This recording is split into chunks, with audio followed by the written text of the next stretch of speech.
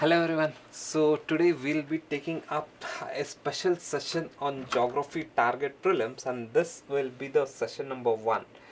So the agenda of this session is that we'll be taking up important topics, say important questions from various topics, and then we'll be covering those topics. So from the prelims perspective, since the prelims is nearing, so we'll take up the important topics as such. Fine. So let us start with the first question. So the first question is, consider following, and again, sincere request that is all the students should solve it rather than waiting for the answers. Kindly solve this and then pause it, solve it, and then see what exactly is the answer. Fine. Only then you can evaluate yourself. So the first question is, consider the following statement. Jet streams occur in the northern hemisphere only. Is it true? Does jet stream occur only in the northern hemisphere? So what do you think? No, jet stream occurs both in northern hemisphere as well as in southern hemisphere. So this statement is wrong. So if you see here, say this is your jet stream. So this is your polar jet stream. This is northern polar in the northern hemisphere. This is the polar jet stream. Again in southern hemisphere we have the polar jet stream. This is STWJ, subtropical westerly jet stream.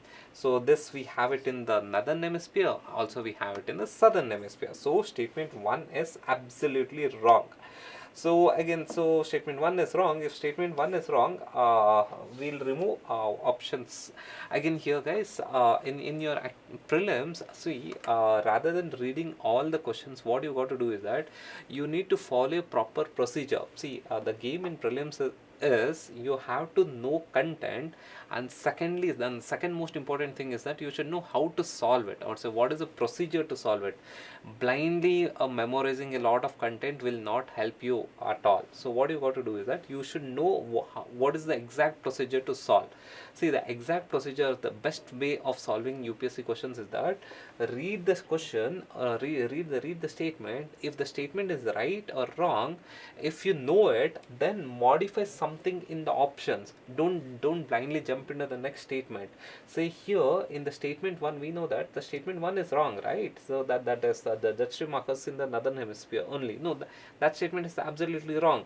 So now don't directly jump to the statement number 2. So here what you got to do is that, so see, if statement 1 is wrong, which option will go? So statement option A will go, option D will go, because it had statement number 1.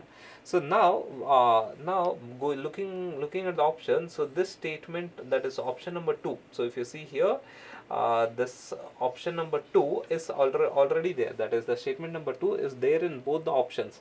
So even if you read it, don't read it, it is totally fine. So now anyways we'll read it. Only some cyclones develop an eye. Is it true?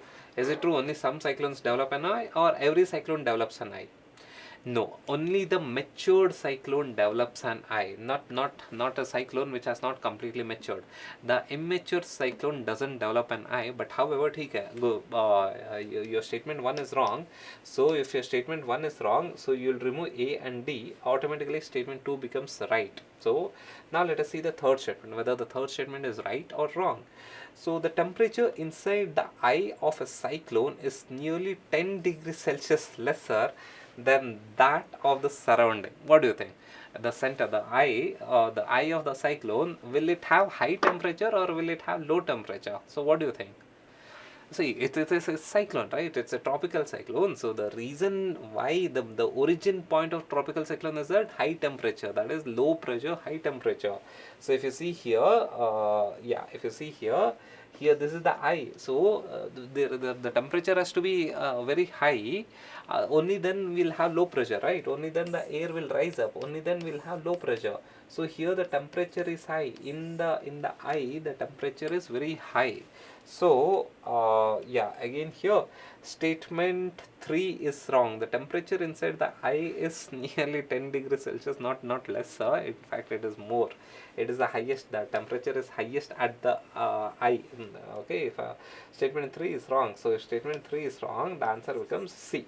Fine. Okay, so chala then. Let us go to the next question.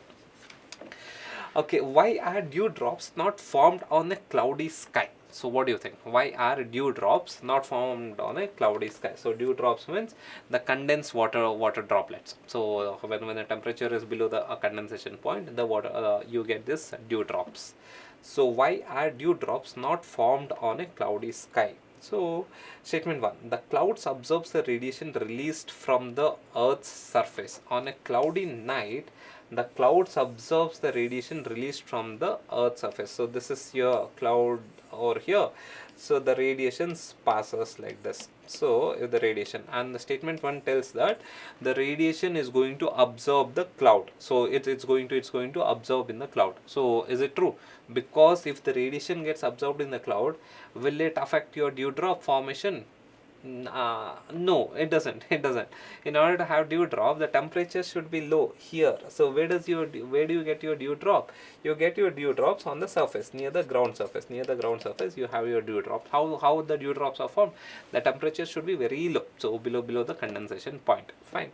So there's no relation as such. So next one.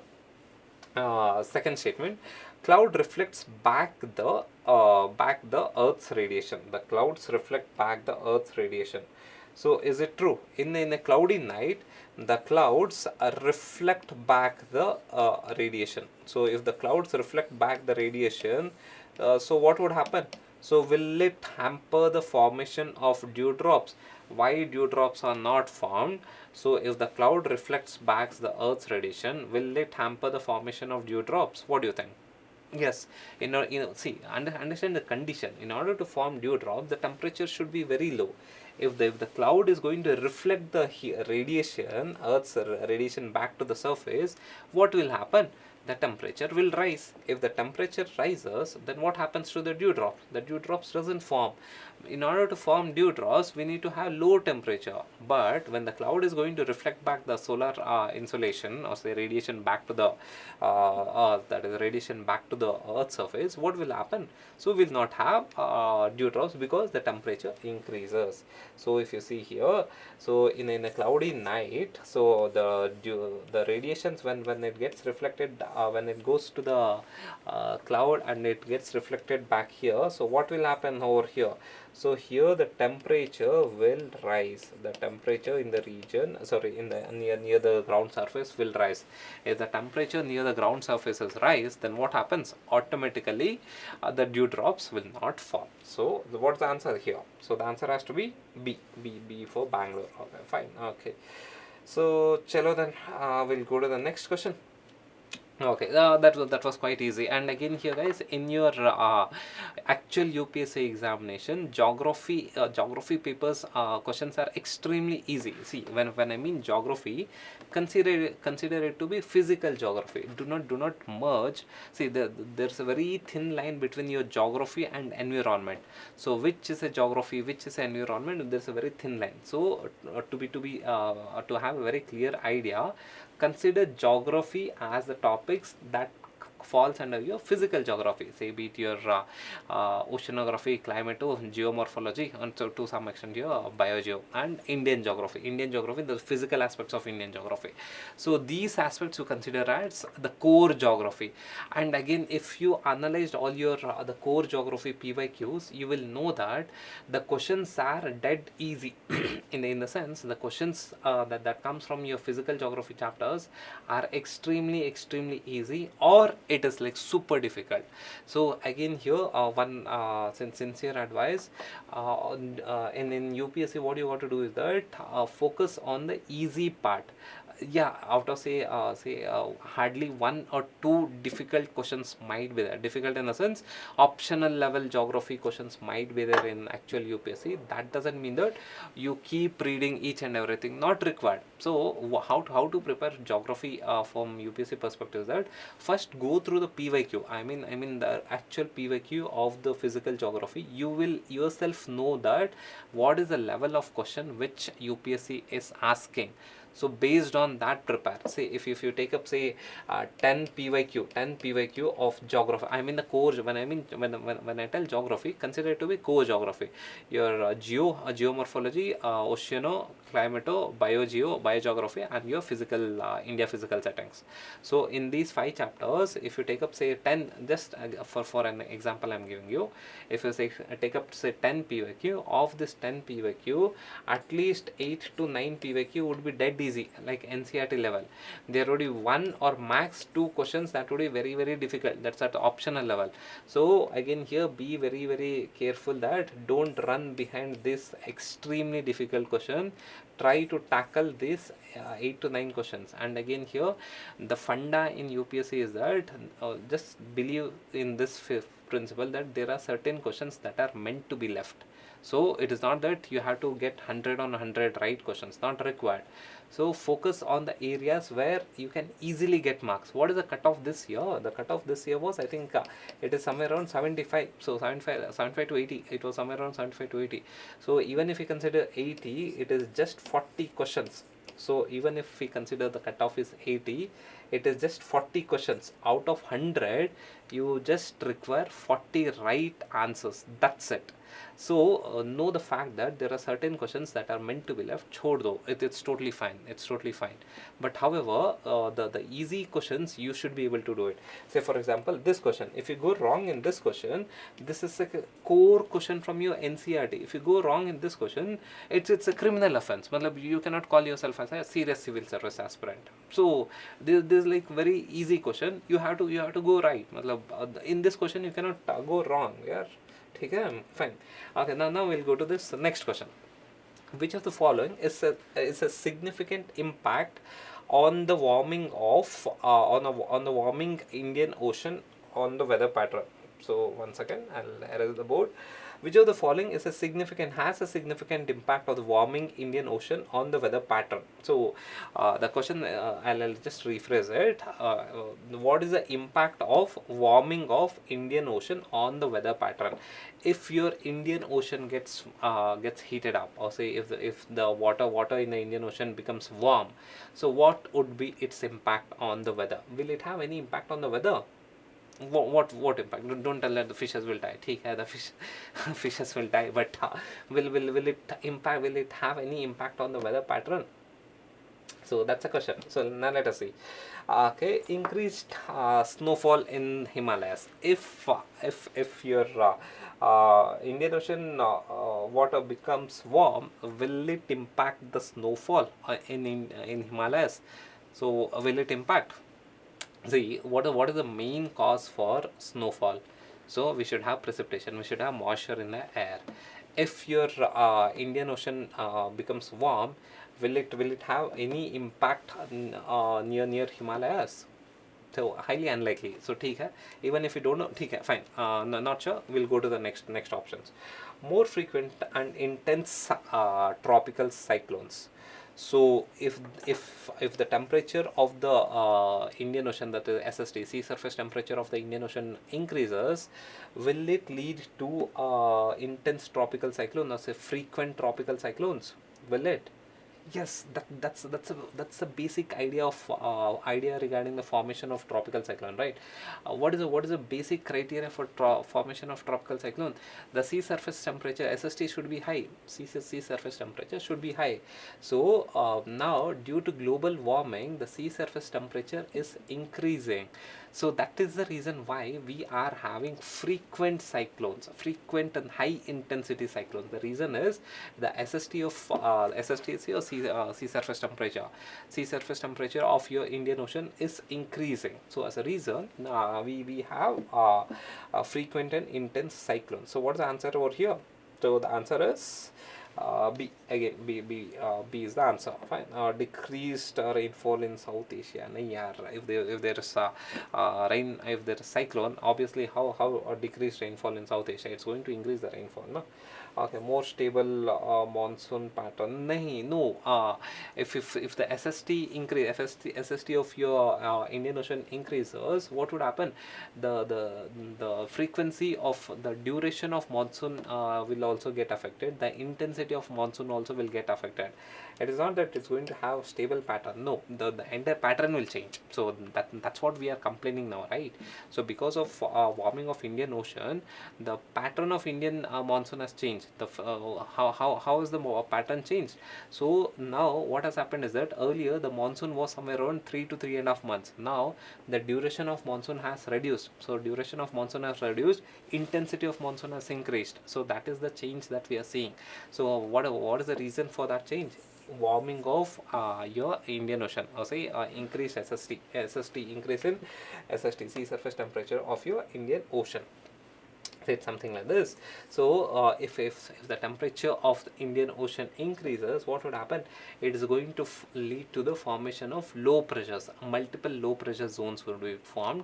If there are multiple low pressure zones, then that is nothing but your seed for your tropical cyclone. So again here the answer is B for Bangalore. Okay, chalo that. So now let us see the next question.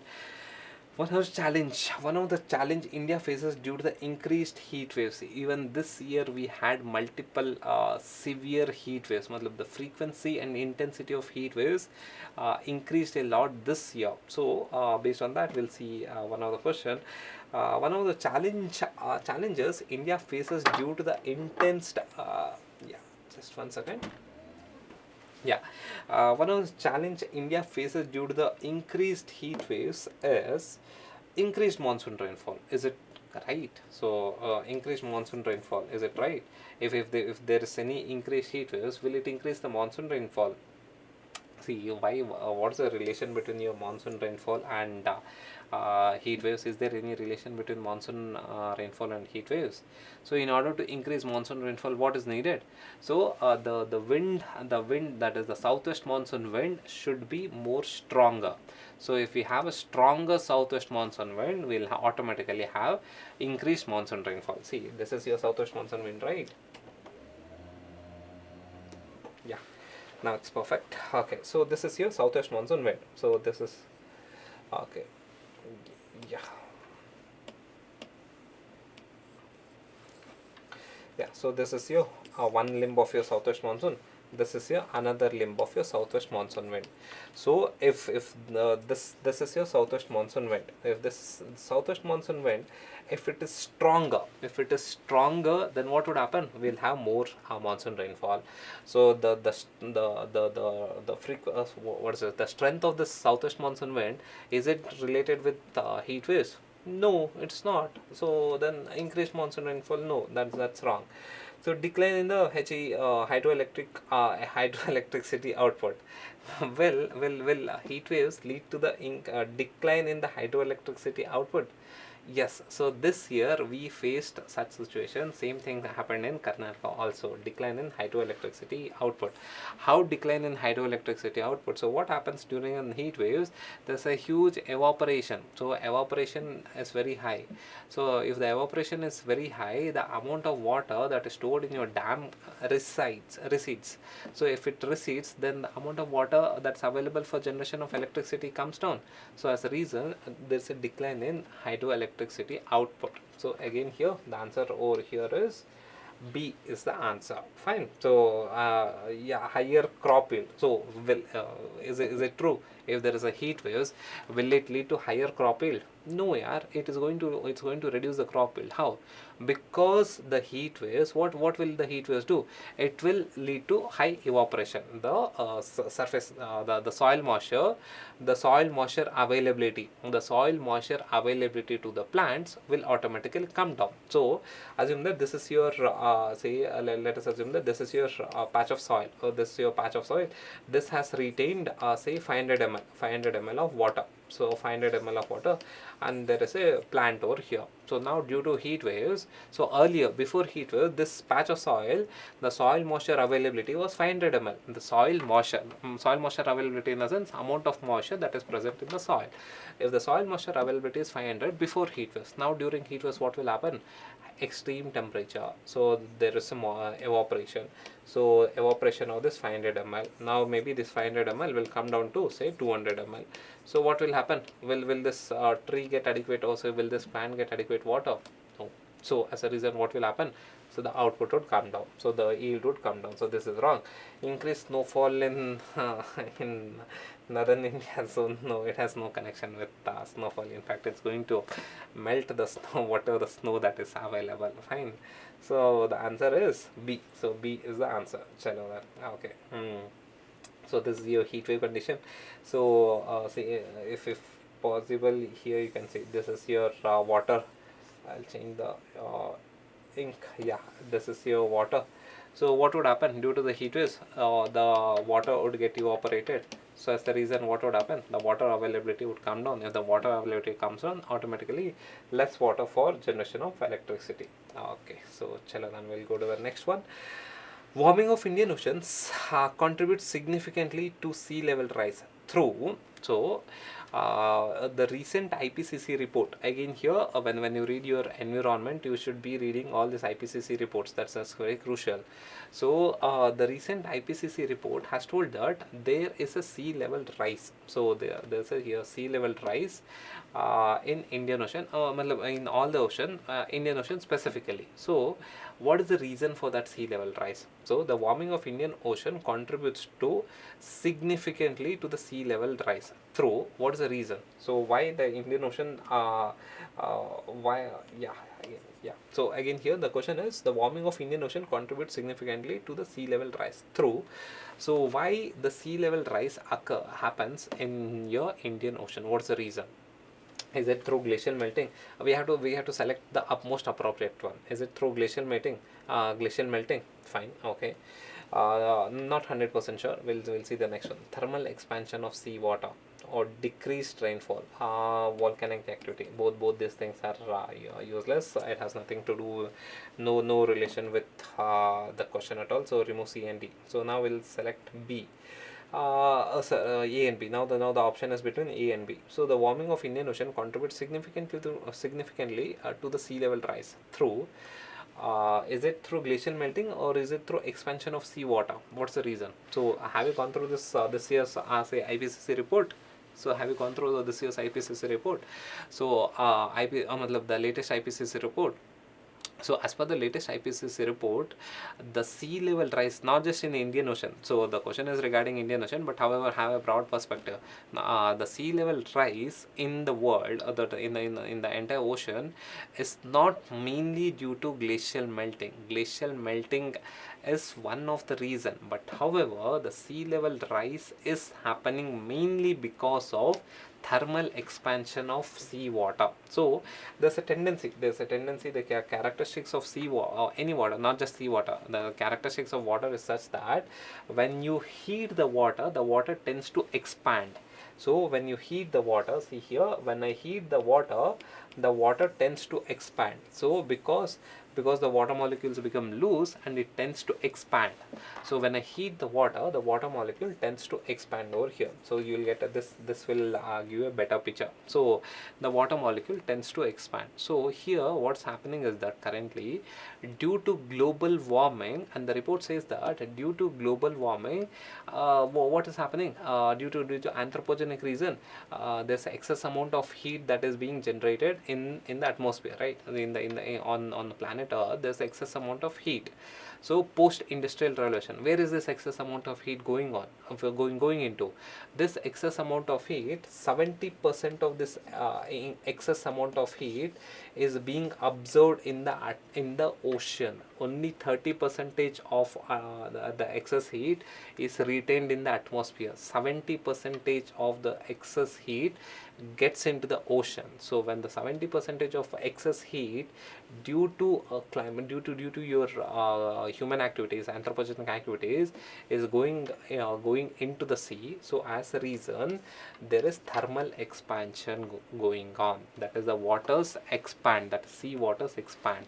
So because of that, there is a sea level rise. That is the main cause. So not just in Indian Ocean, across all the, be it your Pacific or say Atlantic or any ocean, the main cause is thermal expansion of sea water. So if you can see here, this is the graphic depiction. So if you see here, this is the blue one. The blue one is the thermal expansion. Even when you reduce the emission, so the sea level rise, majority of the sea level rise would be caused by this thermal expansion. Even if it's a moderate emission, majority of the emission would be caused by thermal expansion.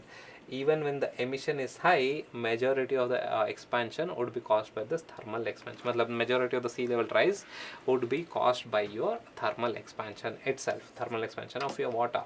So this is by your IPCC report. So currently the sea level rise in the world is occurring mainly due to this thermal expansion. Thermal expansion, how? Why thermal expansion? 70% of the heat that is generated is getting into the ocean. It's only the 30% of the heat that is in the atmosphere. For that 30%, we are telling that, oh, switch on the AC, etc. So 70% of the heat is getting into the ocean. So because of this reason, there's a thermal expansion, and because there's a thermal expansion, we are having sea level rise. Fine. Okay, so I hope this is clear. So now we'll go to the next question. Radiation fog typically occurs. See guys, in your actual UPSC paper, no. So this is the kind of questions you get. That is very easy. I mean the physical geography questions. It is very easy. As I told you, if you take up say 10 physical geography question, that is your oceano, climato, geomorphology, biogeography, and your India physical settings. So of these 5 chapters, if you take up any random 10 questions, of these 10 questions, 8 questions would be at least dead easy in the sense like this, NCERT level. 1 or 2 questions would be a bouncer question. So again here, be very cautious regarding the bouncer question in geography, mainly regarding your geomorphology question. In geomorphology, sometimes you get bouncer questions. Those questions, trust me, those questions are will only be memorized by the optional student, geography optional student. My option was geography. So that's at optional level.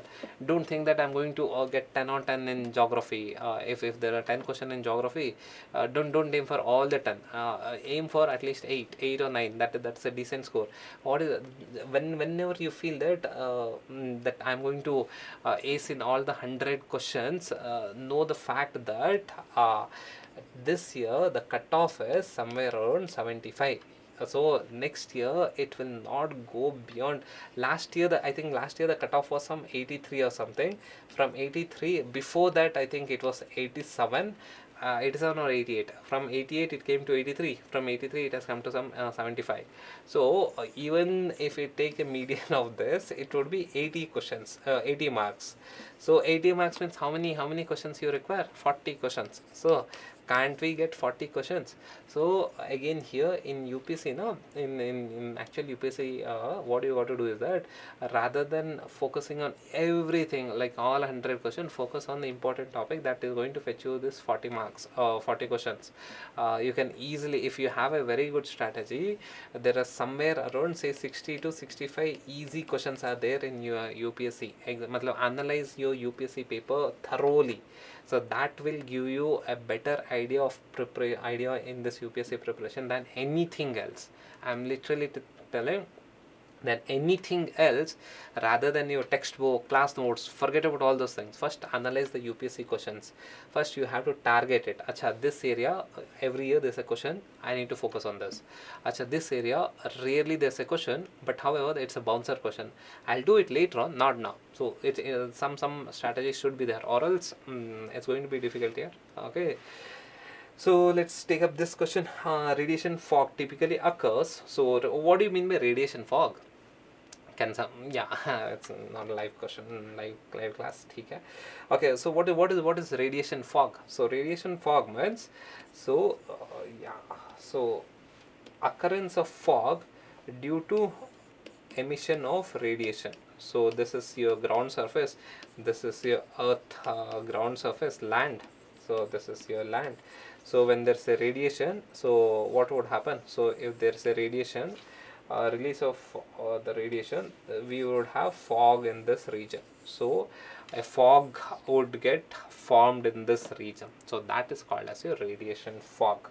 So the picture is very clear, but however it's going to depict the answer. But yeah, unless pause it and answer this one. Radiation fog typically occurs during cool, moist summer nights. Is it true? Or after unseasonable warm and humid days? Or only in coastal areas or during heavy rainfall? When do you think? So does radiation fog occur only in coastal areas? In Rajasthan it occurs. Radiation fog occurs in Rajasthan. So then obviously this is wrong. Obviously statement C is wrong. Okay, during heavy rainfall, no connection. Radiation fog and heavy rainfall, no connection at all. Okay, so how fog is formed? When the temperature goes below the condensation point, you will get fog. So, but however, there has to be hygroscopic nuclei. Hygroscopic, the tiny dust particles over which there is a condensation, and then you will have this fog formation. Whether it's radiation fog, advection fog, that we'll see to it later on. But how fog is formed? When the temperature is below the condensation point, you will get this fog. Okay, so statement C and D is absolutely wrong, so it has no relevance as such. So remove this. So now the question is between A and B. So how radiation fogs are formed during the cool, moist summer nights? Is it true? Or unseasonable, warm and humid days?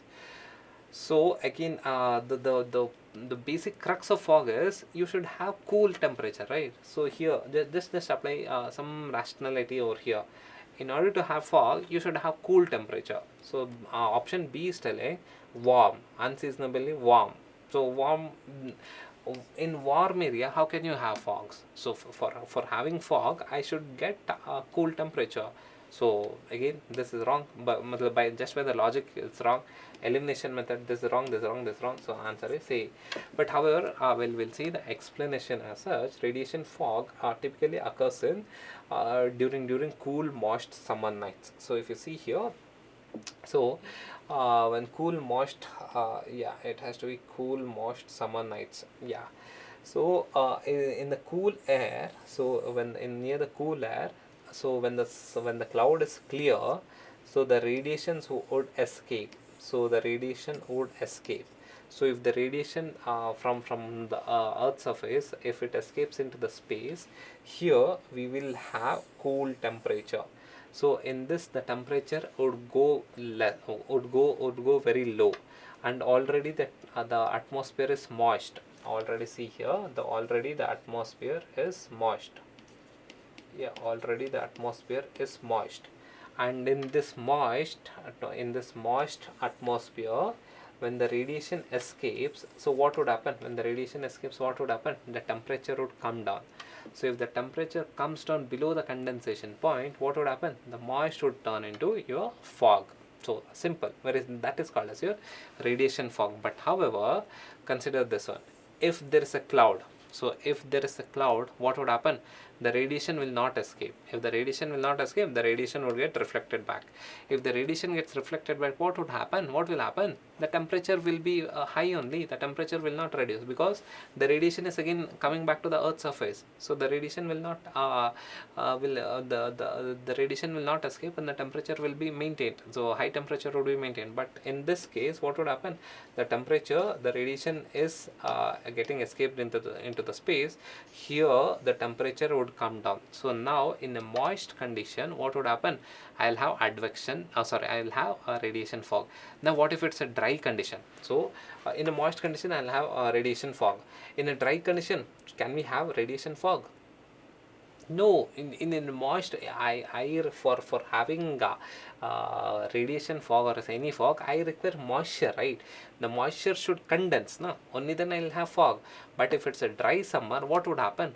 So there's no radiation fog, advection fog, no fog at all, and there has to be moisture.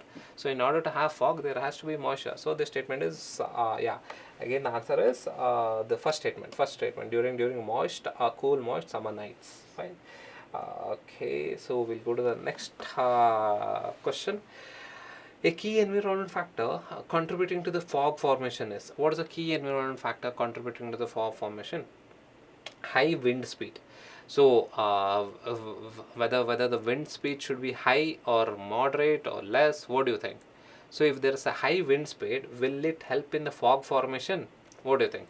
Say here, let us consider this is an empty space here. So that the temperature is cool over here. We have moisture in the atmosphere. In this air, we have moisture. The temperature is cool over here. So if there is a very high speed of wind, so what will happen? So will there be fog formation? No, it won't be. It is going to dissipate the fog. Matlab, if the fog gets formed now, due to the wind, it's going to dissipate. Now again, one more packet of air has to get condensed in order to form fog. And assuming that this packet of air condenses, and what will happen? The high wind will again push this packet of air somewhere else.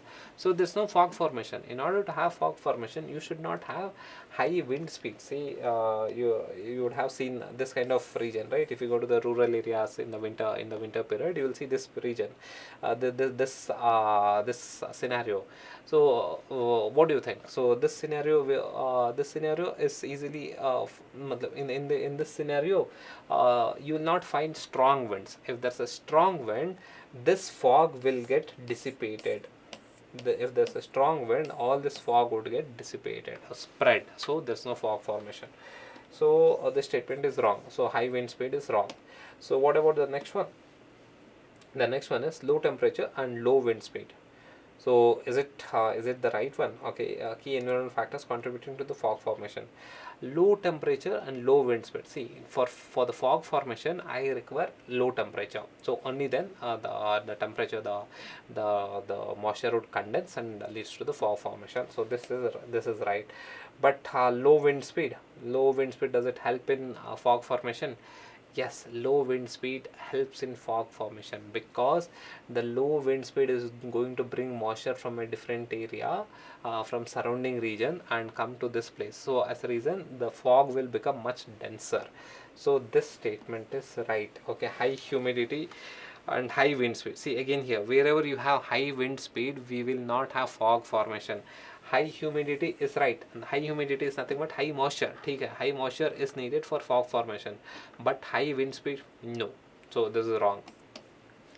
Presence of strong sunlight. If there's a presence of strong sunlight, the temperature would go high. Then there's no scope for having a low temperature, right?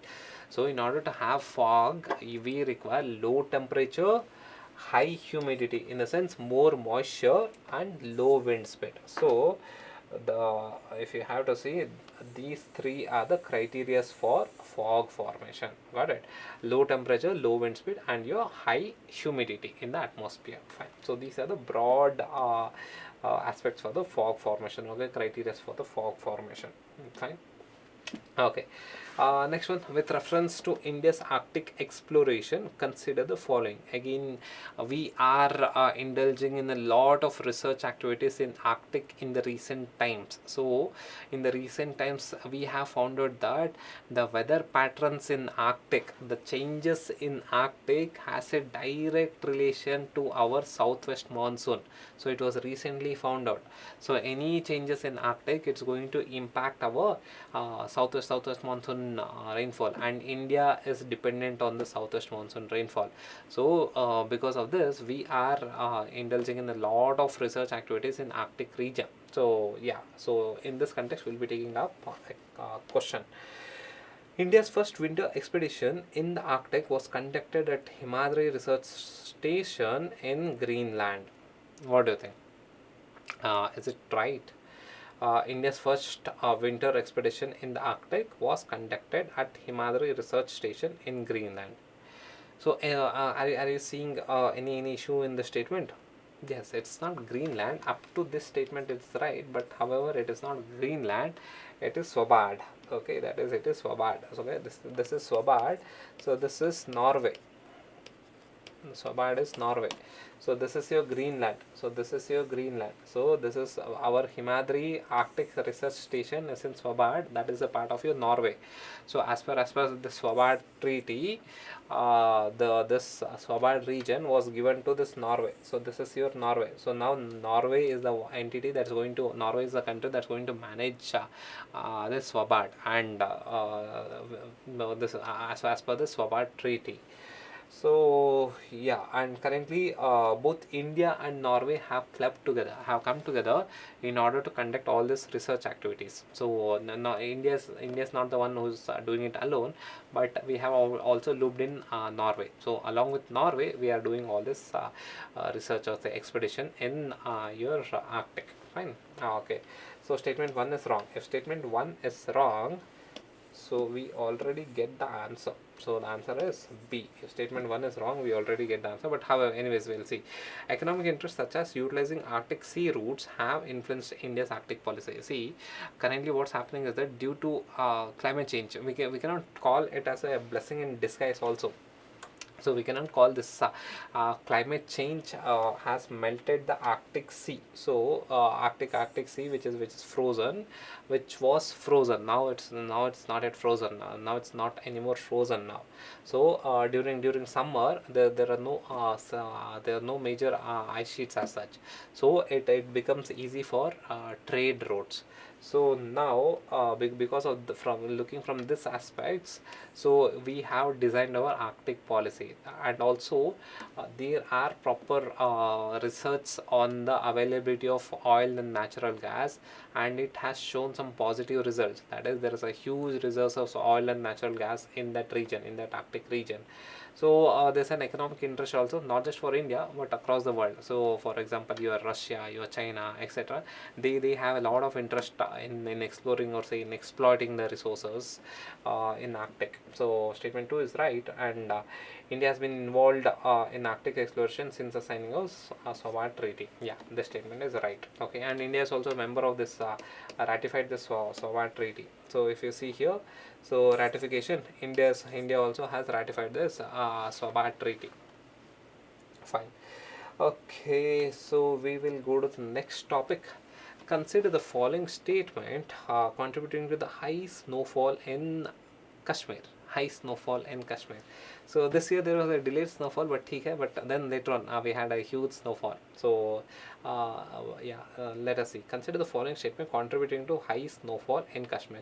See, snowfall is also a type of precipitation. In order to have precipitation, so what is required? So one is moisture, one is temperature. Snow is temperature, right? In order to have precipitation, just think everything, think rationally. In order to have snowfall, what is required? So in the atmosphere, I require moisture, I require low temperature. Just analyze which options gives you moisture, which options gives you low pressure. That's it. So that will give you high snowfall in Kashmir, right? Rationally think. So in order to have snowfall, I require moisture in the atmosphere and low temperature. So simple, right? So how do I get moisture in the atmosphere? Say western disturbance. Does western disturbance bring moisture in the Kashmir region? Yes, all your winter rainfalls. So winter rainfalls, how does it come? So it's through your western disturbance. So if you see here, this is your western disturbance, the STWJ. So STWJ, I think it should be visible in yellow color. Okay. But anyways, I'll write it here, STWJ. So this STWJ, subtropical westerly jet streams. So this is your subtropical westerly jet streams that carries moisture from Mediterranean Sea, Caspian Sea, and it pushes the moisture into your northern Indian plain. So northern Indian plain, your Kashmir, Himachal, Uttarakhand region also. So when this STWJ brings moisture from Mediterranean, Caspian into your northern plain and your say Kashmir, Uttarakhand, Himachal, this phenomenon is called as a western disturbance. So when the moisture enters into this region, so what would happen? We'll have automatically snowfall. So the region in winter, your Kashmir is already cool, the temperature is already cool. In this cool temperature, I will have moisture. What would happen? The temperature would further fall down and leading to snowfall. So in an already cool environment, if I induce moisture, what would happen? So the temperature would further fall down, causing creating your snowfall. So this statement is right. El Nino conditions. Does El Nino condition cause high snowfall in Kashmir? Okay, what does your El Nino do? So why Indians fear El Nino? Why government of India also fears El Nino? So what is the reason? The reason is that whenever we have El Nino, we have drought situation in India. So it affects both your southwest monsoon and your western disturbance. Western disturbance are your winter rainfall. Southwest monsoon are your monsoon period. That is why some June till September. So whenever we have El Nino, it is going to affect your southwest monsoon rainfall as well as your winter rainfall. So if there is El Nino, will we have high snowfall? No, it's actually counter. It's actually opposite, right? So statement 2 is wrong. If statement 2 is wrong, we get the answer directly. But anyways, we'll see to the third statement. Shifting of polar jet streams. So does shifting of polar jet streams causes high snowfall in Kashmir? Is it true? Yes. So there's a concept called as in your geography you would have read something called as a polar vortex. So this is your stable polar vortex. This is your polar jet stream. I'll change the ink. Yeah, I think this should be visible. Yeah. So this is your polar vortex. Oh, this is your polar jet streams. PJ, polar jet streams. So again, what does your polar jet stream do? It is going to confine the cold air mass. This over the pole. This is your pole. Over this pole, we are having a cold air mass. It's the jet stream. This polar jet stream is going to confine this cold air mass over this pole region itself. If you see here, this is your polar jet stream. It's a very strong jet stream in the upper atmosphere. So it keeps revolving in the upper atmosphere. So what happens? This polar jet stream, since it is strong, it is going to confine this cold air mass over the northern over the polar region. The same thing happens in your southern pole. Forget about that. Now we just focus on the northern pole. So what happens if this polar jet stream meanders? If this polar jet stream shifts, what would happen? So this is, we call it as meandering. So due to this meandering, or say due to the shifting of polar jet streams, this cold air mass enters to the southern latitudes, enters to the lower latitudes. I am so sorry, it enters to the lower latitude, not southern latitude. It enters to the lower latitudes. If it enters to the lower latitude, we will have this thing. They will have lower temperatures. So if due to lower temperatures, the snowfall will increase. Are you getting this? Your western disturbance will bring moisture. Your that is shifting of your polar jet stream is going to reduce the temperature. If it's going to reduce the temperature, again what will happen? So more snowfall. So these are the two aspects, that is statement 1 and statement 3 is right. So the answer is C, 1 and C. Fine. So we'll take up another question. So the another question is, which of the following statement about marine heat waves in Indian Ocean is correct? So what is this marine heat waves? So you would have read about heat waves on the continent. So what is marine heat waves? The same thing, the same concept. Apply the same concept in marine region. When the temperature, when the SST, the sea surface temperature, when the average temperature of the sea ocean increases in such a way that it is going to cause disruption in the marine ecosystem. So those kind of temperature, those kind of periods are called as your marine heat waves. So when the marine temperature increases in such a way, to such a level where it causes disruption in the marine ecosystem, then such kind of situation is, we call it as marine heat waves. And in the recent times, the frequency of your marine heat waves has increased a lot. This has been highlighted in the IPCC report as well. The frequency of marine heat waves has increased a lot. So in the recent times. So again here, so in this context, we'll be taking up the question, which of the following statement about marine heat waves in Indian Ocean is or correct? Okay, so they are expected to increase significantly in the frequency due to global warming. Yes, is it true? They are expected to increase significantly significantly in frequency due to global warming. Is it true? That's what your IPCC report tells. So due to the global warming, the frequency of marine heat waves is increasing, and it goes one step further and it tells that 70% of the heat that is being generated due to anthropogenic reasons, 70% of the heat that is being generated due to anthropogenic reason is absorbed by your ocean. Only 30% is retained in the atmosphere. 70% is absorbed by your ocean. So because of this, again, the frequency of heat waves is increasing. This is as per your IPCC report. Fine. So statement 1 is right. So statement 1 is right. I'll remove C. Okay, fine.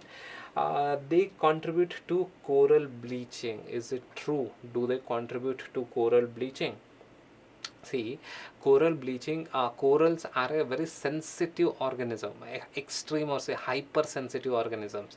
Any change in the sea surface temperature, any change in the sea surface temperature, the corals will die. Okay, that way the corals, death of corals is nothing but your coral bleaching.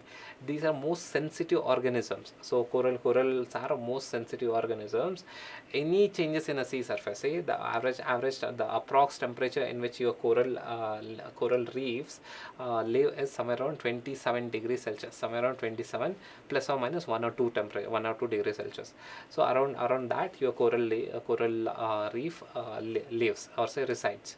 Now, due to marine heat waves, the temperature spikes. The temperature spikes for few days to few weeks. So during that period, the corals cannot survive. So as a reason, what they do, they die. So that is nothing but your coral bleach. So this statement is also right. That is, they contribute to coral bleaching. So statement 2 is right. So I'll remove A. Fine. They primarily affect only the surface layer of the ocean. Is it true? Does marine heat waves only affect the surface layer of the ocean? Surface layer of the ocean in a sense. So this is the top layer. So this is only the top layer, surface layer of the ocean. The top layer where all your phytoplankton, the tiny organism that keeps floating, no? The algae, the phytoplankton that keeps floating, that's your surface layer. So does your marine heat waves affect the surface layer only, or it is going to affect all the layers, multiple layers in your ocean? What do you think? Or say C.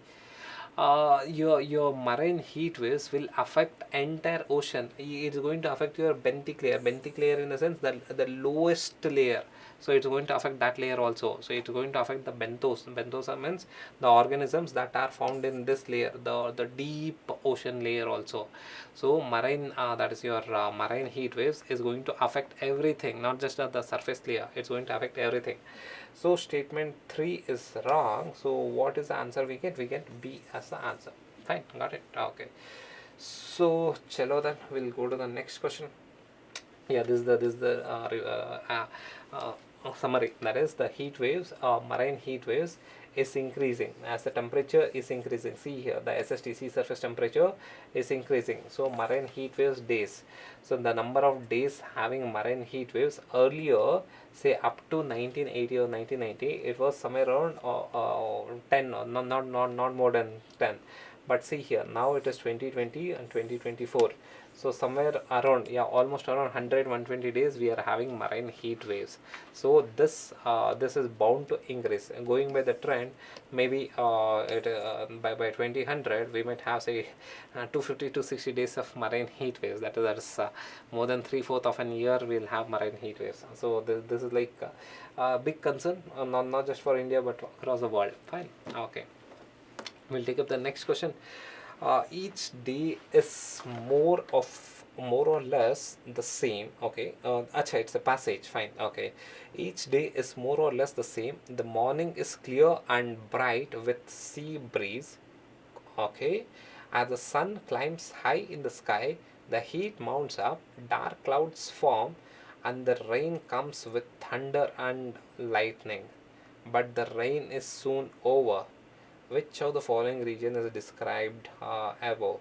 Okay, each day it's similar. Morning it's clear, okay, bright with sea breeze, okay, fine. Sun climbs high and heat mounts, dark clouds, okay, form. Every day there is a rain. Okay, in which region every day there is a rain? So which region? Which region every day there is a rainfall? So yeah, see all these things, that is your vegetations, you should be thorough with the vegetation multiple times. This question UPSC has asked multiple times. Go and see your PYQ. Multiple times they have asked. So if you go wrong in this question, it's a criminal offense. You shouldn't go wrong. Matlab, don't call yourself as a serious aspirant. Yeah. The questions which gets repeated in UPSC a lot, in those questions you shouldn't be going wrong, because all the serious aspirants will be preparing the PYQ thoroughly. They will know in and out regarding PYQ. So forget about your coaching institute's mock paper. ठीक है, that you do it, it's well and good. If you don't know do it, you have to do it. But apart from that, the most important one is your PYQ. You should be thorough in your PYQ, and PYQ will give you a broad contour regarding your preparation. It will tell you what to prepare, what not to prepare, etc. in those things. Fine.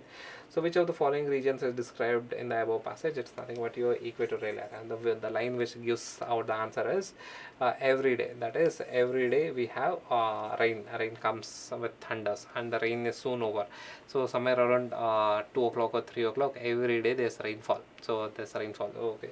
If you visit, now all this Indonesia has become a tourist hub. Maybe once you clear the exam, you can visit Indonesia to visit. To witness this phenomena, and it's not costly as well. Indonesia, fine, okay. So chalo then. So this is your equatorial forest. So equatorial region, fine, okay. This is where you get rainfall. So every day somewhere around 2 to 3, 2 p.m. to 3 p.m. you get rainfall. So okay, fine. So let us go to the next question with reference to the El Nino phenomena. Which of the following statement is not correct? Fine, okay. This is regarding your El Nino phenomena. Too much in news. Yeah. It leads to warming of sea surface temperature in the Pacific Ocean. Is it true? Does El Nino lead to the warming of sea surface temperature? That is the crux of El Nino. That is the reason we call it as El Nino. When the sea surface temperature, when the SST of your Pacific Ocean increases, we call it as El Nino. See, this is your normal year. So around here. So if the sea surface temperature increases near your South America region in the Pacific Ocean, we call it as El Nino situation. So this is your El Nino year. So this is your El Nino year. When the sea surface temperature increases in this region, we call it as El Nino. Fine. Okay. It leads to the okay. Statement 1 is right. Okay. What about statement 2? It can contribute to the reduction of western disturbance in northern hemisphere. Is it true? Does El Nino reduce the western disturbance in India? What do you think? Yes, in fact, El Nino has impact on your southwest monsoon. El Nino has impact on your western disturbance as well. So El Nino is going to reduce the western disturbance also. So statement 2 is right. What about your statement 3? It typically results in above average monsoon rainfall in India. No, El Nino is going to affect your this thing also, right? That's your southwest monsoon also. El Nino will affect will reduce the the appropriate word is will change the Walker cycle. So it is the Walker cycle that's going to that's going to monitor, say, control your southwest monsoon rainfall. So El Nino will affect the Walker cycle. El Nino will disrupt the masculine high. So this is your masculine high. So this is your Africa. So this is your Madagascar. So around Madagascar, say this is your equator. Yeah, this is your Indian Ocean. So this is masculine high. From masculine high, the wind goes like this. Yeah. So this is your it crosses the equator. So this is your southwest monsoon. So this is your masculine high. So this masculine high will get affected if we have El Nino. So again, because of the Walker cell. So this masculine high will get affected because of El Nino, and the intensity of southwest monsoon coming into the Indian peninsula will be low. So as a reason, it's going to reduce the average monsoon rainfall, not increase the average monsoon rainfall. So statement 3 is wrong. If statement 3 is wrong, you get the answer. The answer is A. Fine. Okay. It was simple question only. So MJO. Okay, again PYQ. So PYQ, one PYQ was there on this topic, MJO. The Madden-Julian oscillation is associated with which of the following? So Madden-Julian oscillation, similar to your ENSO, El Nino ENSO. So Madden-Julian oscillation is associated with which of the following? So by the way, what is MJO, Madden-Julian oscillation? What's MJO? So it's an atmospheric circulation. Yeah, but what's the answer here? Can someone answer? Oh, I'm so sorry, it's not live class. Okay, fine. What's the answer over here? So pause it. Understand. So again, it is going to affect the short term weather pattern, not the long term. So El Nino, MJO affects in terms of short term, not in terms of long term. So short term in the sense 30 to 60 days pattern. So by the way, what is El Nino? We'll see to it. What is MJO? We'll see to it. MJO has nothing to do with your ocean current movement or nothing to do with your earthquake activity. So these are bogus one. So the answer has to be B. Now we'll see what is MJO as such. So MJO is a Madden-Julian oscillation. So if you see this image over here, so this one, so this world map over here. So your MJO is one atmospheric circulation. The basic thing is here, MJO is one atmospheric circulation. So it originates somewhere in the this thing, Indian Ocean, near your Horn of Africa. So near this Horn of Africa, this that is the winds rise up and it originates in this region, and your MJO keeps moving in the eastward direction. It keeps moving in the eastward direction. So wherever this MJO clouds are there, so that period in that region we will call it as an active phase. Here we will have rainfall. Ahead of the cloud and behind the cloud. See this MJO, this cloud is moving eastwards. It started in the near the Horn of Africa. That is your Indian Ocean. It started near the western side. I'll not confuse with west, east, etc. Just focus on the image. You will have a better understanding. So it starts near the Horn of Africa. That is your West Indian Ocean. It starts near West Indian Ocean and moves eastward. It moves towards your Indonesia. Starts from Horn of Africa, Somalia region, and moves towards Indonesia. That is eastward movement. So when it moves towards Indonesia, so this happens. So now focus on this image. That is, wherever there is clouds, we have rainfall over here. Ahead of the cloud, behind the cloud, no rainfall, dry season over here. So this is suppressed phase, this is active phase. And where does this cloud go? So it reaches near Indonesia. Please see here, it reaches near Indonesia. Now this is your Pacific Ocean. This side you have your California coast. This is your California coast. This is your South America. Are you able to imagine? So this is your Pacific Ocean. So this side we have Australia. This side we have California. This is your South America. This is your California. This MJO starts near starts near Somalia, moves towards Indonesia, and it moves towards your California coast. By the time it comes near California coast, that is near the Panama Canal, so near California coast, near Panama Canal, so it more or less dissipates. Rarely this MJO crosses Pacific Ocean and goes to Atlantic Ocean. So this side, this is your Africa. What is the western side of Africa? That is again Atlantic. It starts on the eastern side of Africa, that is your Somalia region, and goes towards the goes eastwards, that is towards your Pacific Ocean. So most of your MJO gets dissipated near California coast. Very rarely it crosses California coast, and then California in the sense your Panama, Mexico region. Mexico crosses the Mexico region and then goes to Atlantic Ocean. That is very rare, but however most of your MJO gets dissipated in Pacific Ocean only. So this is say 30 to 60 days. So within 30 to 60 days it starts, it gets dissipated. So what are the weather pattern that we have is for 30 to 60 days. It's a short term weather pattern, not a long term one. Got it? Okay, Fine. Next question. Consider the following statement regarding the coral reef. Coral reefs are primarily found in tropical and subtropical region. Again, here note the point. It is telling the primarily found. It is not telling it is only found. No, coral reefs are also found in your higher latitudes. So in cold waters, that we call it as cold water coral reefs. So you'd have read about cold water coral reefs, right? If you haven't read in environment, please read it. Cold water coral reefs. But coral reefs are generally found in your tropical and subtropical region. The reason being, is it right? Is the statement right? Coral reefs are primarily found in tropical and subtropical waters. Is it right? Yes, because coral reefs, they want SST to be sea surface temperatures to be somewhere around 27 degrees Celsius. So that is we find it easily in your tropical and subtropical area. So that's the reason why we have coral reef in your tropical and subtropical area. So statement 1 is right. So what about your statement 2? Statement 1 is right, so C will go. So okay, statement 2, the Great Barrier Reef is located off the coast of Africa. Is it true? Great Barrier Reef, is it located near the coast of Africa? No, yeah. Great Barrier Reef is located. Where is it located? Where is it? Just recall. Where is it located? Great Barrier Reef. Previous year question only. So where is it located?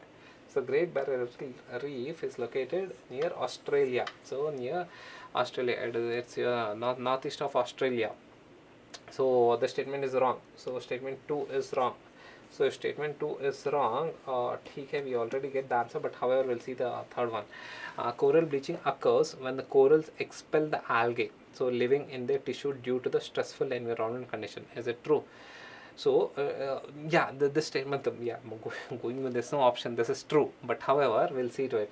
Coral bleaching occurs when coral expels the algae. So what happens, it is not just coral is going to expel or throw the algae in itself goes away because the coral dies. The coral is an animal, right? Coral polyp is an animal. This is coral polyp. So coral reef. So how coral reefs are formed? Coral reef, the calcium one, the strong, the hard material, the calcium one. How coral reefs are formed? It is by this animal. So this animal, we call it as coral polyp. The name of this animal is coral polyp. This is a highly sensitive animal. You increase the temperature, this animal dies. So, but however, this animal, this coral polyp, POLYP, this coral polyp, so what it does is it hosts the algae. The name of the algae is zooxanthellae. This is the zooxanthellae. This zooxanthellae algae is hosted by this coral polyp. So what happens, this animal is very, very sensitive. So if the temperature increases, or if there is a cyclone, if there is any disturbance, if there is excess sand entering into this region, excess pollution, this highly sensitive, if some pollution enters into place, the coral polyp dies. If excess sand, coral polyp dies. If there any disturbance, coral polyp dies. So temperature increases, coral polyp dies. So this is a very sensitive animal. So if the temperature increases, this animal dies. If this animal dies, where will zooxanthellae go? The zooxanthellae will also die, or say it will go to some other place. So this is just algae, it will also die. So as a reason, this process mechanism is called as coral bleaching. The word coral bleaching, is it told coral bleaching? Yeah, coral bleaching. Why do you use the word coral bleaching? You would have seen in movies, right? Corals are colorful, highly colorful in nature. So when this where do this color come from? The color comes from the zooxanthellae. This algae gives the color. So this algae gives the color, but now if this coral polyp dies, what will happen? This algae will not, we cannot live there. This algae will also die. So if this algae dies, the color is gone. This coral polyp has calcium, the white color. So that's the reason we call it as coral bleaching. Fine. So earlier it was colorful because of the zooxanthellae. Now the zooxanthellae is dead because the coral polyp dies. Now the color again comes back to white. So that is the original color of this animal, coral polyp. Fine. So the answer is, what's the answer? Answer is B. Got it? Okay. Fine. Consider the following statements regarding the impact of climate change on Indian subcontinent. Okay, impact of climate change. So that's nothing but your global warming. Okay, increased frequency of extreme heat waves. So is it right? So this is very generic question also. Very easy. This you should be able to answer. Yes, increased global warming. So impact of climate change. So on Indian subcontinent, increased frequency of extreme heat waves. Is it right? Yes, if you see the IMD Indian Meteorological Department report, the frequency of your heat waves has increased a lot in the recent years. So this statement is right. So what about your statement number 2? Decreased intensity in cyclones. Does global warming decrease the intensity of cyclone or increase the intensity of cyclone, or it's neutral or has no impact on the cyclone? What do you think? See, in order to form cyclone, just understand the basics. In order to have cyclone forming, in order to have cyclone, what is required? Sea surface temperature should be more. Sea surface temperature should be more than 27 degrees Celsius. Okay, so only then we'll have cyclones. So what is your global warming doing? So your global warming is increasing the sea surface temperature. If the sea surface temperature is increasing, will the intensity of cyclone increase or decrease? It's going to increase. How it's going to decrease? It's going to increase, right? So statement 2 is wrong. Statement 1 is right. If statement 1 is right, C is gone. If statement 2 is wrong, yeah, we get B as answer. But however, variability in monsoon pattern, yes, there's a variability in monsoon pattern because of climate change. What is the variability? See, earlier the monsoon duration was, say, somewhere around 3.5 months of monsoon duration, starting from end of May, June, July, August till end of August to sometimes mid of September. Say around 3.5 months, at least 3.5 months of monsoon duration was there. Now what is happening? The monsoon, there's a monsoon delay. Monsoon delay has become very common issue now. So monsoon has delayed, and then the intensity of monsoon has increased. So earlier it was 3.5 months, so the 3.5 months of monsoon rainfall. Now this 3.5 months have been reduced, but however the intensity of monsoon rainfall has increased. So so this has completely changed the monsoon pattern as such. So statement 3 is right, statement 1 is right, so the answer has to be B. B is the answer. Fine. Okay, so chalo then. So this is your warming of Indian Ocean.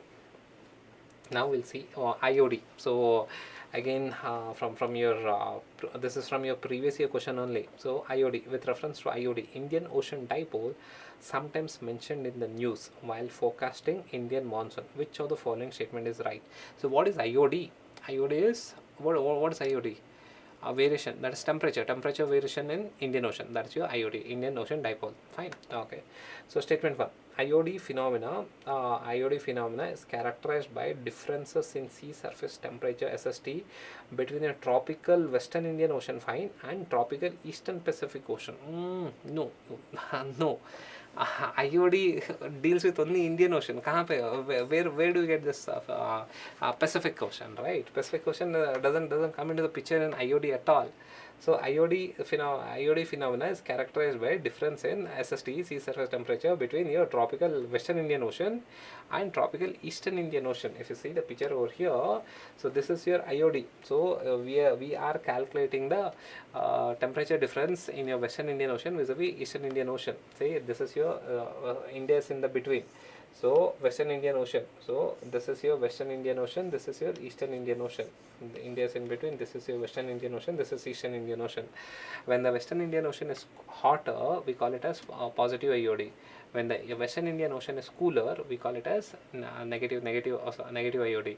Cooler with respect to what? That is the question here. Cooler with respect to what? Cooler with respect to your Eastern Indian Ocean. This is hotter or say warmer with respect to what? With respect to your Eastern Indian Ocean. So IOD is always accounted with respect to your Eastern Indian Ocean. That is Western Indian Ocean temperature is always accounted with respect to your Eastern Indian Ocean. If the Western Indian Ocean is cooler, we will call it as negative IOD. If the Western Indian Ocean is warmer, we will call it as positive IOD. Fine. Okay, so this is not Pacific as such. That's Indian Ocean. So statement 1 is wrong. So statement 1 is wrong. So then what happens? A goes and C goes. Now the option is between B and D, Bangalore and Delhi. fine. Okay, so second statement. An IOD phenomena can influence an El Nino impact on the monsoon. Does IOD phenomena influence El Nino impact on the monsoon? Does it? Yes, El Nino completely impacts your Walker cycle, and your Walker cycle depends on the temperature in Arabian Sea. So again here it's going to impact. So changes in the temperature of Arabian Sea is nothing but your IOD. So IOD phenomena has an influence on El Nino. So what happens is that whenever there's an El Nino, and whenever we have this region, what is El Nino? El Nino is heating up of your Pacific Ocean. So during El Nino we have negative IOD, we'll get proper rainfall. But during El Nino we have positive IOD, the rainfall further decreases. So the rainfall further decreases. So El Nino has an IOD has an influence on El Nino. So this statement is right. So statement 2 is right. So the answer has to be B. B is the answer. Fine. Okay. So yeah, got it. Okay. Fine. We'll take up the next question. Which is the role? What's the role of jet stream in the context of western disturbance affecting India? So what does your jet stream do? Which jet stream? Polar jet stream, subtropical easterly jet stream, or which one? Which jet stream? So which jet stream is involved with western disturbance? It is a subtropical westerly jet stream. So not polar easterly jet stream. It is STWJ. STWJ is subtropical westerly jet stream. So this is a subtropical westerly jet stream. So what is the role of jet stream in the context of western disturbance? Again here they prevent the formation of western disturbance. No, yeah, it is the STWJ that leads to the formation of western disturbance, not the prevention of western disturbance. So statement 1 is wrong. What about statement 2? That's statement B. They help in the transportation of western disturbance to North India. Yes, this is right. They have no impact on western disturbance. No, your entire western disturbance is dependent on STWJ. They cause western disturbance to dissipate quickly. No. In fact, it is your STWJ that's going to enhance the number of cycles of western disturbance. So the answer is B. So we'll further see to it. This is your STWJ. Yeah, this is your STWJ, subtropical westerly jet stream. So the subtropical westerly jet stream, what does it do? So it's going to bring the water, the moisture from your Mediterranean Sea, Caspian Sea, and dump it into, bring it into your northern Indian plain. So this phenomenon is called as your western disturbance. So yeah, so the answer has to be D over here. Fine. Okay, got it. Okay, now let us take the next topic. So that's your black cotton soil. So next question: the black cotton soil of India has been formed due to the weathering of what? Due to the weather of black cotton soil. By the way, where do you find black cotton soil in India? Where do you find black cotton soil in India? Just pause, think. Where do you find black cotton soil in India? Maharashtra region, your Gujarat Maharashtra region. So this is where you find black cotton soil. So this is the black cotton soil in this region, Gujarat Maharashtra region, black cotton soil. Okay, so black cotton soil in India is formed due to the weathering of what? Brown forest soil, fissure volcanic rock, granite and schist, and shale and limestone. This is a PYQ question, by the way. So this is a PYQ itself. So what do you think? Black cotton soil in India is formed due to the weathering of what? So it is formed due to the weathering of volcanic rock, fissure volcanic rock. So how did we get volcanic rock in Maharashtra, Gujarat region? So how did we get? So when India was, please see here, when India was moving from African region towards in Eurasian plate. So this is your continental drift. When India was drifting towards your Eurasian plate, so what happened? So there is something called as you would have here we have this Reunion Island, right? Even today Atlas, you just open Atlas and see we have something called as a Reunion Island. This Reunion Island has hotspot. It's a island made up of all these volcanic archipelagos. So it is a hotspot. When India was moving over this hotspot, what happened? When India was considered, this is a hotspot. This is hotspot. That is, the mantle keeps coming from the mantle region. That is, the lava keeps coming from the mantle region. So again here, So when India was moving over this reunion hotspot, so we had this thing, that is your volcanic eruption in this region. So when India started, this is around 65 million years ago. So yeah, somewhere around this region. So somewhere around 65 million years ago, when India, 65 million years ago, India was below a reunion hotspot. So the volcanic eruption from the reunion hotspot entered into the surface like a fissure volcano. So what happened? Here we had volcanoes. So this region we had volcanoes 65 million years ago. Since then, India is moving towards Eurasia. So from here towards Eurasia, when it is moving, this volcano, that the volcanic lava that was trapped 65 million years ago, when India was above the reunion hotspot, so that time we had volcanic eruption, and this 65 million years it took to travel to engage with Eurasia. So during that time there was weathering of that volcanic fissures that was formed. So volcanic fissure rocks, that is fissure volcanic rocks that was formed. So that led to the formation of your black cotton soil. Fine. So the answer is B is the answer. Okay, fine. So what is the role? What role do aerosol play in the formation of fog? Okay, what role do aerosol play in the formation of fog? So the first one is they absorb the moisture from the air. So by the way, what is aerosol? Aerosol is solid that is floating in the air. So aerosol is a solid that is floating in the, suspended in the air. So that is your aerosol. Aerosol is solid that is suspended in the air in simple language. Okay, so they absorb moisture from the air. Does aerosol, say, the classic example is your carbon, the dust particles. The dust particle is your classic example of your aerosol. Does the dust particle absorb air, absorb moisture from the air? That will help in the formation of fog. Is it true? Statement 1, they absorb moisture from the air. Is it true? That will lead to the formation of fog? No, it has nothing to do with this. Fine. They reflect the sunlight and reduce temperature. Does aerosol reflect the sunlight? No, in fact, it traps the sunlight. Say that's the reason that we are controlling the emission of carbon suits, right? Carbon suits. So carbon suits. What are those carbon suits? It's also known as the black carbon. Black carbon are the ash particles. So these ash particles are nothing but your aerosols itself. So that is not going to reflect the solar rays. That's going to absorb the solar rays and increase the temperature. So this is exactly opposite. So fine. They provide a nuclei around which the water droplets condense. So is it true? This is exactly true. That is your aerosol acts as a nuclear, a platform, a small platform where the surrounding moisture, can settle over it and develop fog. So that is called as, that is the role of your aerosol. We call it as hygroscopic nuclei. That is your aerosol acts as a hygroscopic nuclei. It acts as a very tiny platform over which the surrounding moisture can deposit. So that is called as your aerosol. It acts like a nuclei, hygroscopic nuclei. So answer is C. C is the answer. Fine. Okay, so chalo then, this is done. Yeah, so it's something like this. This is your aerosols, the tiny particles. So the tiny dust particles, it acts as a hygroscopic nuclei.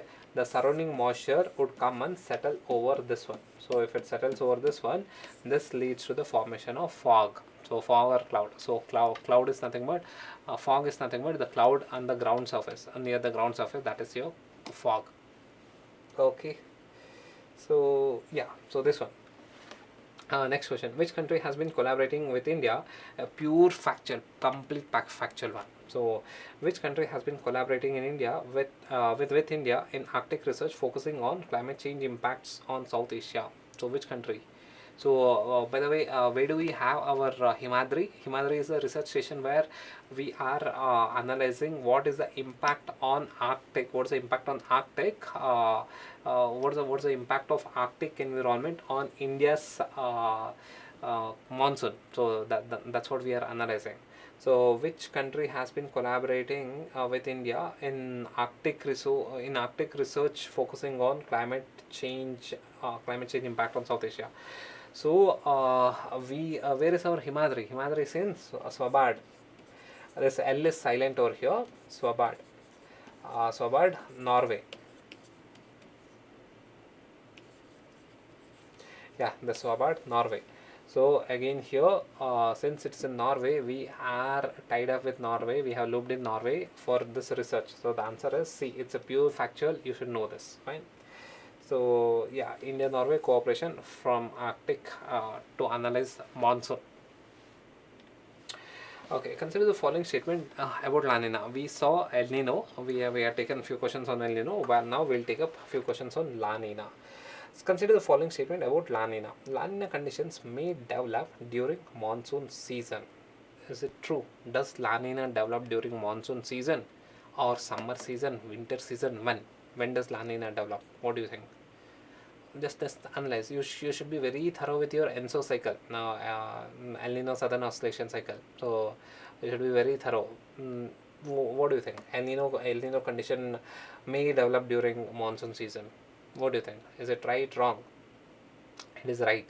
El Nino may develop during monsoon season, winter season, summer season. Whenever it wants, it will develop. So even today, scientists, say research workers haven't analyzed what is the reason why we have El Nino, or why it occurs. Why it occurs, we don't know, and it occurs some in random moment. So that is why it is a mystery. El Nino and La Nina is still a mystery. And top of it, even if it occurs, it is going to stay there for say 1 or 2 years. So we cannot tell that it's going to develop during monsoon season only. Even if it develops during December, it is going to stay there for say 6 months, 1 year, 2 years also. So we cannot absolutely tell that it's going to develop during monsoon period. It will develop monsoon period. It may not develop monsoon during monsoon period.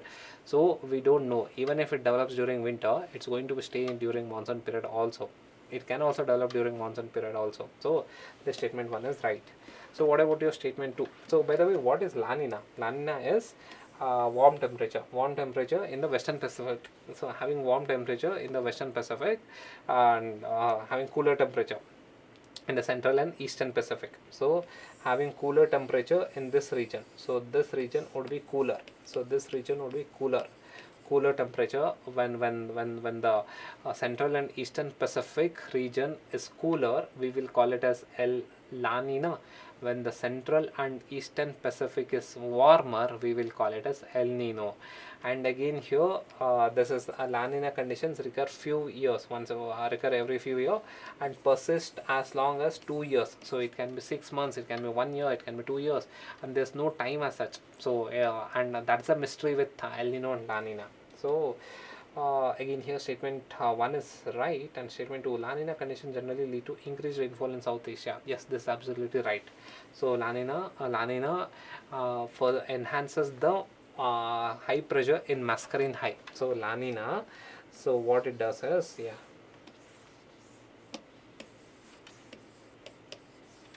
this is your Africa, this is your Madagascar. So here we have Mascarene High. So La Nina, what it does, it strengthens the Mascarene High. If it's going to strengthen the Mascarene High, the intensity and the amount of southwest wind that comes to India becomes will be more.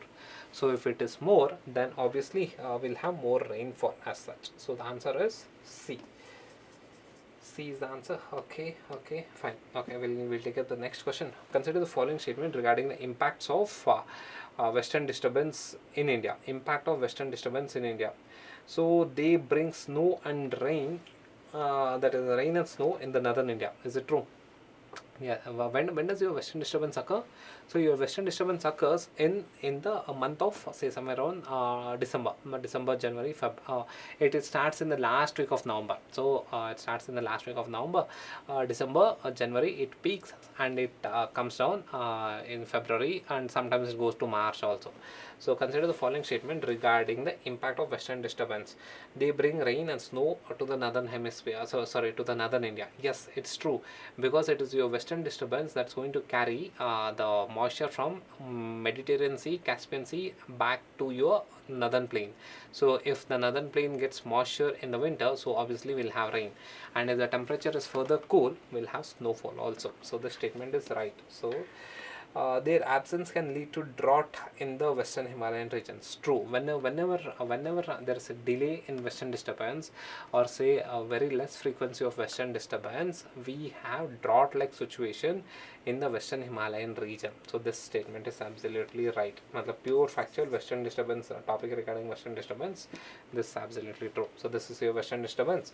So again, when this western disturbance is the jet stream is STWJ, that carries the moisture from your Mediterranean Sea, Caspian Sea, and that takes it to your northern plain.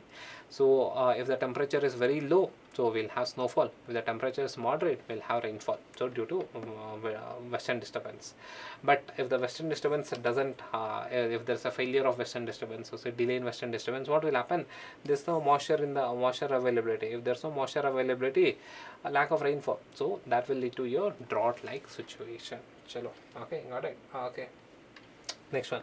Which one of the following phenomena might have influenced the evolution? Again, here the question is might have influenced the evolution of organisms. This is again PYQ over here. So which of the following phenomena might have influenced the evolution of organisms? So statement 1 is continental drift.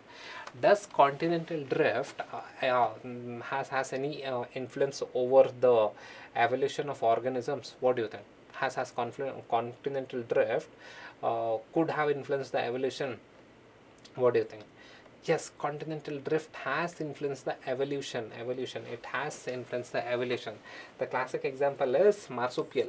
So this Australia. So Australia got separated from the rest part of the continents way back, somewhere around 200 or 250 million years ago. This Australia got separated. It's completely new. So not new as such. Australia got completely separated. It was not in contact with any of this other continent.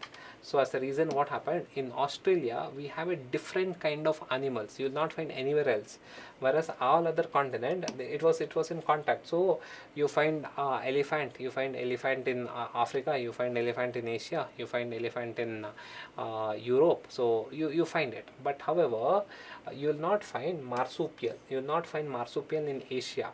So this marsupial means the animals having a pocket where a pouch where they the young ones grow. So that is marsupials. Marsupials are found only in southern in Australia. Very few marsupials are found in South America, but however marsupials have not evolved in Asia and Europe region. The reason being, it was never in contact. That is, Asia and Europe was never in contact with Australia. So as a reason, marsupial could not travel to Asia and Africa, or say even your Europe region. So that's the reason. So marsupial has developed, evolved independently in Australia only. So here continental drift has influenced the evolution of animals, so organism. This is right. And glacial cycles. Does glacial cycle in the sense ice age and warm period. So ice age, so glacial cycle. So when we have a low temperature, so we'll have ice age. So ice age, this is your ice age, and we'll go to warm period.